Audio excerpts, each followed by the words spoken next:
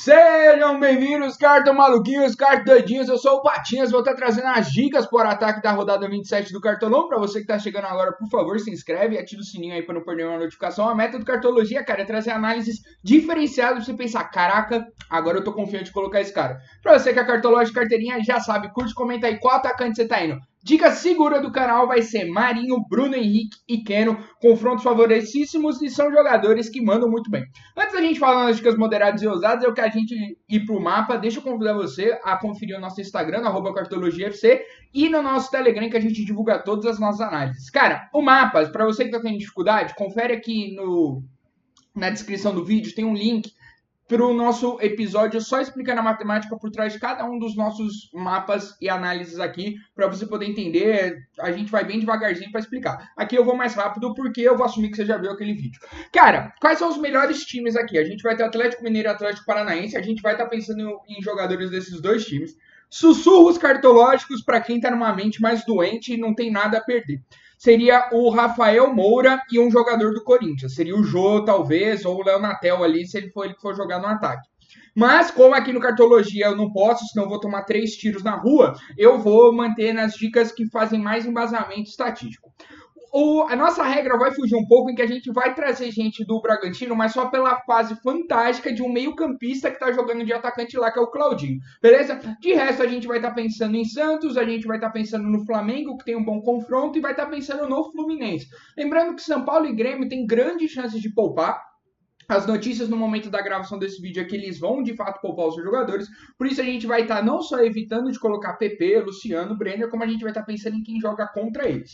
Cara, para começar e justificando o óbvio, é porque Marinho, e se você ainda não sabe, deixa eu te explicar, tá? Hoje, por mais que o Ceará não tenha tomado tantos gols de atacante, o que o cara faz é absurdo, absurdo. Olha as últimas pontuações dele em casa, 14, 5, 18 e 13.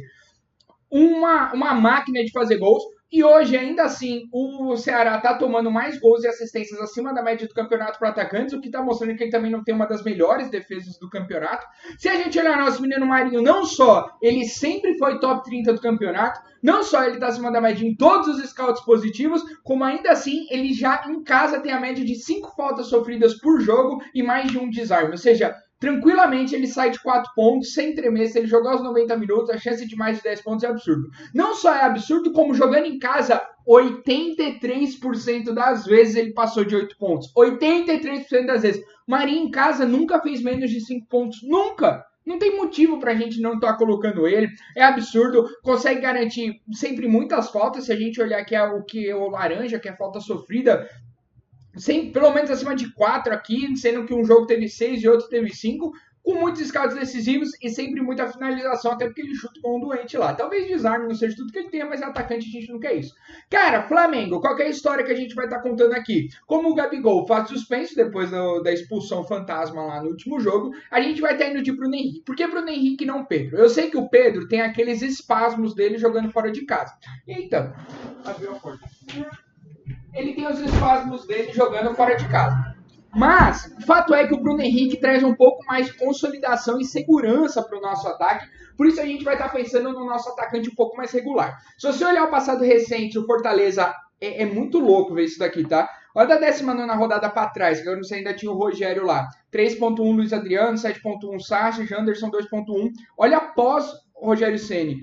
8.4 Wellington Silva, Luciano 15, Kleber 9.7, seria muita margem para atacantes adversários e atacantes que fazem meio papel ali do Bruno Henrique de jogar mais pelas pontas, que é o caso ali dos que a gente acabou de conversar. Se a gente olhar o radar, é oportunidade de gols e talvez finalizações, então a gente está buscando bem o cara de área ali.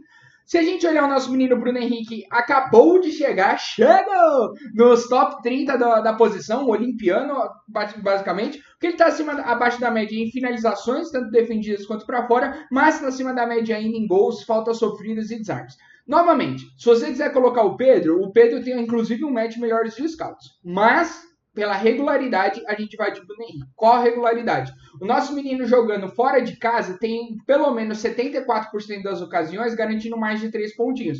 Coisa que com o Pedro, se você quiser ver o do Pedro, confere lá no portal e você consegue rodar a simulação, é um pouco pior. As últimas posições dele, inclusive, fora de casa, foram ok, tá? 7,5, 3,6, 4,3. Novamente, Pedro teto maior, Bruno Henrique um desvio padrão menor. Quando a gente vai falar do nosso Galo, esse é o jogo para você socar jogador do Galo, cara. Que fase horrível do Curitiba, nem do Botafogo conseguiu ganhar. E não é isso, toma muito gol, inclusive, de atacantes adversários, tá? Inclusive jogando como visitante. Bruno Henrique fazendo 17, Dalberto fazendo 4.8, Léo Chu 5, Gabriel Verão 10.4. É uma máquina de tomar gols contra um time que é uma máquina de fazer gols. E aí, obviamente, aqui a gente vai ter que ir no consagrado menino Keno, cara que já passou de 20 pontos 2 vezes jogando em casa. Se a gente olhar o radar, é o melhor radar. Matias, eu quero colocar o Keno e o Savarino. Cara, faz sentido também. É claro que aqui a gente vai tentar diversificar ao máximo para te trazer mais dicas, mas não advogaria contra colocar os dois no mesmo time aí. Então, gols com um match verde, tá? Para assistência, desarme, finalização defendida, finalização para fora. Absurdo. Se olhar a média do nosso menino hoje, tá entre os top 30 da posição, tranquilo, sossegado. É o nosso menino Kenaldinho. Ele tá ali acima da média em gols. Cara, com destaque pro que ele faz de finalização. É mais de uma finalização defendida na média por jogo. É muita coisa e isso aumenta a probabilidade de gol absurdamente. O que eu não gosto é que hoje o saldo de faltas dele tá negativo, tá? Então ele tá batendo mais do que recebendo. E antigamente ele já teve o perfil de sofrer mais faltas. Tomara que ele mude aí. Nosso menino jogando em casa já passou dos 8 pontos em mais de 63% das ocasiões, ou seja, dá aquela tranquilidade, inclusive em 36% delas ele passou dos 8 pontos. As últimas pontuações em casa são 6,5, 8,7, 6,3. Lembrando que essa 6,5 aqui, cara, foi sem nenhum scout decisivo. O cara meteu 6 pontos de finalização, depois com gol e depois com uma assistência aqui. É um excelente jogador. Mas, ainda assim, o Marinho jogando, entre ele e Keno, o capitão iria no Marinho. Cara, aqui a gente já tá indo contra um pouco a natureza cartológica, mas é pelo momento que tem vivido o Claudinho, tá? Ele já foi, sim, um homem de jogar fora de casa, fazendo 7.6, 14.7, e nos últimos jogos o Arthur e o Ítalo têm dividido esse posto aí. Mas os últimos 2 jogos em casa, o Claudinho destruiu num grau que é da gente se pensar que ele vai manter aí. E o Palmeiras também tem grandes oportunidades de poupar jogadores, tendo em vista que ele não conseguiu um bom resultado aqui em São Paulo contra o América Mineiro, tá? Mas a gente tem que confiar um pouco mais nisso, porque o Palmeiras, depois que chegou o Abel, tem sido uma máquina de destruir sonhos de atacantes. Só pensar no Gilberto e no Walter, Felipe Cardoso, que não passaram de 7 pontos aí. As oportunidades são de finalização para fora e finalização defendida, ambos o que o nosso menino faz acima da média hoje, com 0,7 pontos por finalização defendida por jogo e 0,73 de finalização para fora. Tá entre os top 30 da posição, vale muito a pena, é um olimpiano, teve uma época ruim, mas já voltou, tá com uma boa média de 1 gol a cada 2 jogos jogando fora de casa, tá? Se a gente olhar ele jogando fora e dentro de casa, ele é mais caseiro. Se você pensar em casa, 80% das vezes ele passou de 5 pontos, já fora de casa esse número para 41. Mas, ainda assim, é um bom número, tá? 41% das ocasiões você conseguir manter acima de 5 pontos é um bom número. As últimas pontuações dele fora são 1.2, 8,5, 4.6 e 0.4 e destaque para o potencial de finalização dele. Sempre um potencial muito elevado aí. Contudo, ele já tem tomado mais cartões amarelos do que a gente gostaria. Inclusive, ele está acima da média do campeonato em cartões amarelos sofridos aqui. Você pode ver ali no menos 0.33. Tranquilo? Cara, Tricolor Paulista jogando com o time reserva e mesmo se não jogasse, tem oportunidades aqui. Olha isso daqui. Cleison 8,5, Wellington Paulista 9,8, Vitinho 7,4, Robson 9,8. São Paulo toma muito gol dos atacantes. Tudo bem que não garante que uma lavada geralmente faz mais gol do que toma, mas ainda assim tem um menino do outro lado aí que tem brilhado muito, que é o menino Marcos Paulo. Fez 8,2 na 18ª rodada e aquele icônico 25,4. Tá como provável no momento da gravação desse vídeo. As oportunidades é gol, assistência e finalização. Então eu acho que é o mais genérico aqui possível.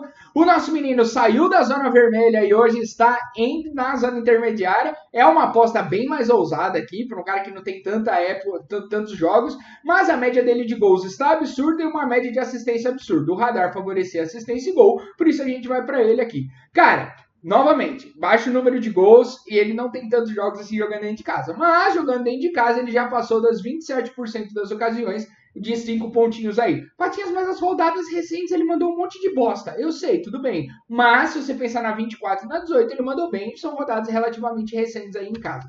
Depois a gente vai estar indo para o nosso Furacão, que vai estar recebendo o Vasco lá na Arena da Baixada. Cara, olha as últimas pontuações do nosso menino Renato Kazers, dentro de casa, fazendo 15,4 naquele jogo com Fortaleza e 3,8 aqui na última rodada, na rodada 25. Inclusive foi recomendação cartológica nessa daqui.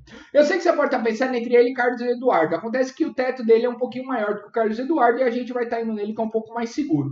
Cara, olha as pontuações seguidas pelo Vasco jogando fora de casa nos últimos jogos. 16-1 naquele massacre do Grêmio e 11,7 também no jogo contra o São Paulo no jogo de 1-1. Ou seja, tem tomado muitos gols recentemente e oferece margem para o nosso goleador daquele lado. Nossas oportunidades são para gol, falta sofrida, finalização e finalização defendida, todos os quais o nosso menino Renato Kaiser está acima da média. Está namorando, quem sabe nessa rodada que ele consegue romper a barreira e virar um olimpiano aí, está entre os top 30 da posição. O que me preocupa ainda nele é que apesar dele sofrer um grande número de faltas, ele ainda comete mais faltas do que ele sofre com um saldo negativo. Espero que ele mude isso nesse jogo. Nosso menino jogando dentro de casa não tem o melhor retrospecto, apenas em uma ocasião ele conseguiu passar dos 8 pontos. Eu sei que você pode ficar um pouco preocupado com isso, mas talvez seja agora o momento dele dar a sua acima dos 8 pontos, né? Talvez seja agora o momento dele estar mudando esse cenário e conseguir garantir uma pontuaçãozinha melhor. Lembrando que ele vem num retrospecto jogando fora de casa muito bem, tá? Na rodada 21 ele passou de 5 pontos, jogo mais era fora, e na última rodada do 26 ele passou dos 8 pontos novamente fazendo gol. Vamos confiar um pouco no instinto dele e contra o nosso gráfico, mas como a gente está indo contra o gráfico, a gente vai estar colocando uma dica mais ousada. Resumindo, a gente vai de Marinho, Bruno Henrique e Keno, depois a gente vai ter Claudinho e Marcos Paulo nas mais moderadas e a gente vai ter ousadia e alegria por conta do nosso menino Renato Kazers. Aí, se você gostou, por favor, curte, comente, isso ajuda demais o canal. Se inscreve se você não está inscrito, compartilha com seus amigos, manda no grupo de WhatsApp, no grupo da escola. Isso ajuda a gente a chegar na nossa meta dos 2.000 inscritos. Estamos indo um pouquinho de cada vez, com certeza vamos chegar lá. Como sempre, e mais uma vez, vai, Cartolinha!